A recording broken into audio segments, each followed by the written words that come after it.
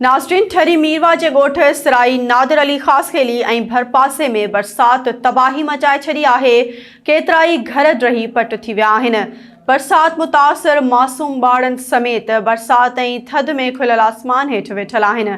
उन हवाले सां पेश आहे SS न्यूज़ जे रिपोर्टर नबी बख्श उजण जी हीअ रिपोर्ट। इन वक्त मौजूद आहियूं ठरी मीरवा बरसात ॻोठ सराय नादिर अली ख़ास किले में जेको सिंध में 2 महीना जेको मुसलसल बरसात हली आहे उन में जेके हितां ॻोठ जा रहवासी आहिनि उन जा जेके घर आहिनि उहे हिन वक़्तु ड्रही पट पइजी विया आहिनि ऐं हितां जा जेके रहवासी आहिनि हिन वक़्तु खुलियल आसमान ते ज़िंदगी गुज़ार रहिया आहिनि। वधीक असां हितां जा जेके ॻोठ जा रहवासी आहिनि मौजूदु आहिनि उन्हनि सां असां ॻाल्हि ॿोल कंदासीं त उन्हनि जो छा चवणु आहे।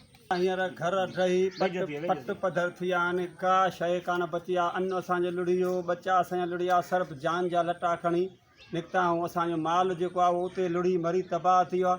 असांखे का शइ न मिली आहे, न को खाइण जी आहे, न को राशन आहे, पर असांखे वेहण जी जाइ कान जो कली नथी असांखे मिली आहे जो असां खणी वियूं पट पधर ते वेठा आहियूं। असांजा बच्चा आहिनि, असां DC खे था चऊं, असां साईं मुराद अली शाह खे चवंदा, वसवार खे चवंदा, क़ुर वास्तो तो अलाह जे नाले असांजी मदद कयो, असांखे मिसकीन आहियूं।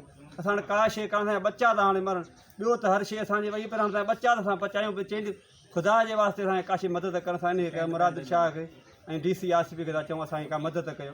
असां वटि का वार ई कान्हे, का शइ असां वटि कान्हे, काथे वठी चओ वठूं आहे ई का शइ कान, वठूं छा? असांजी 8 ॾींहं असां बुख ते वेठा आहियूं। ॿियो असां पैसो ई कोन, छा मां टेंटर वठूं? असांखे का शइ मिले ई कान थी, असां पट पधर वेठा आहियूं। बरसात जेकी 2 महीना हली आहे असां मुसालाकनि में बचाए तबाही करे ॾिनी अथई, जंहिंजे करे असां वटि का बि हींअर मदद न पुगी आहे, न अटो आहे, न राशन पाणी आहे। असांखे 3 ॾींहं असांजा लटा कपिड़ा सभु रुली विया आहिनि। असांजा जेकी शइ हुई सो बि असांजी जॻह में दफ़न थी वई। असां पंहिंजा सिर खणी नंगे सिर सम्झ सां पुॻा आहियूं। असां को बि निमाईंदो जा DC ऑफिस जा मुराद अली शाह खे इहा आहे त असांजी मदद ख़ुदा वास्ते कयो। असांजा बच्चा जेके आहिनि हींअर असां बच्चनि मां बि सम्झो बेज़ार थी चुकिया आहियूं। जीअं त 2 महीना थिया आहिनि, बारिश हली रही आहे, असांजी का शइ न बची आहे। ही सॼा घर पधर लॻा पिया आहिनि, न अन्न बचियो आहे, न का शइ बची आहे। नंढा बच्चा आहिनि जेके दर पधर आहिनि, का शइ खाइण लाइ बि न आहे, न को टेंट मिली सघियो आहे, न को नुमाइंदो आयो आहे। असां वटि का शइ न बची आहे। असांखे रस्ते जी बि सहूलियत न आहे जो असां खड़ा टाइम नथा निकिरी सघूं। असांजा सॼो रोड रस्ता जेके आहिनि घारा थी खाजी विया आहिनि, निकिरी नथा सघूं।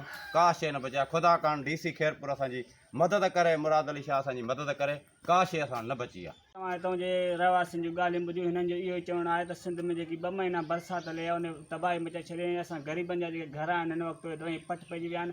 हिन वक़्तु ताईं असां वटि को जेको चूंडियल नुमाइंदा आहिनि या को कमिश्नर आहे या DC खैरपुर आहे, को बि असां वटि लड़ी न आयो आहे। ऐं हिननि अपील कई आहे वज़ीर आला Sindh Murad Ali Shah, DC Khairpur, AC मीरवा, Mukhtiar मीरवा, MBN वस वारनि खां त ख़ुदा असां ग़रीबनि जी मदद कई वञे।